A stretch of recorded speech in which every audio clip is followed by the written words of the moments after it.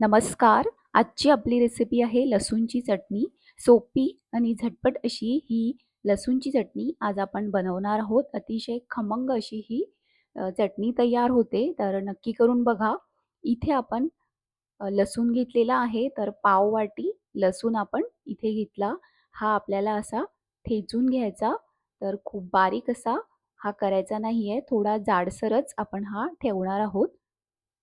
तर सोपी रेसिपी आहे आणि चवीला खूप छान होते. या पद्धतीने बनवल्यास ही लसूणची चटणी. तर तुम्ही बघू शकता इथे लसूण आपण असा छान असा ठेचून घेतलेला आहे. यात आपल्याला तिखट घालायचं आहे. तर तिखट आपण घालणार आहोत 2 टीस्पून. तिखट तुम्ही तुमच्या अंदाजाने कमी जास्त यात घालू शकता. इथे आपण 2 टीस्पून तिखट घातलं. धनेपूड घालायची अर्धा टीस्पून. चवीप्रमाणे मीठ आपण इथे यात घातलेलं आहे आणि थोडंसं पाणी घालून आपल्याला हे मिक्स करून घ्यायचं. इथे आपण थोडंसं पाणी याच्यामध्ये घातलेलं आहे. तर याच्या आधीही मी भरपूर चटण्यांच्या रेसिपीजचे व्हिडिओज अपलोड केलेले आहेत.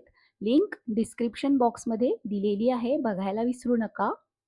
आणि अशाच सोप्या आणि झटपट रेसिपीज बघण्यासाठी सबस्क्राईब नक्की करा.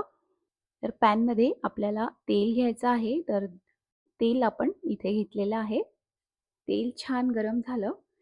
हिंग घातला आहे अर्धा टीस्पून.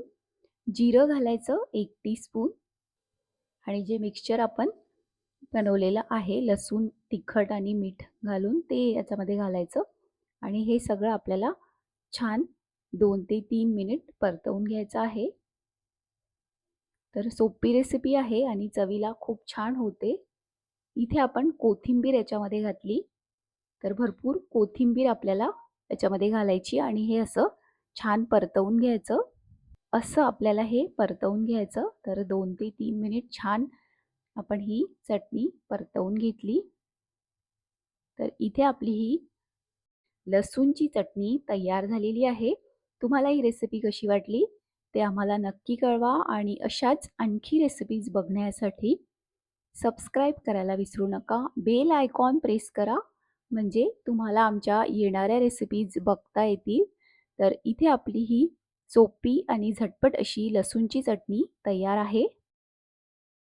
तर तुम्ही बघू शकता छान अशी खमंग ही लसूणची चटणी आपली तयार झालेली आहे.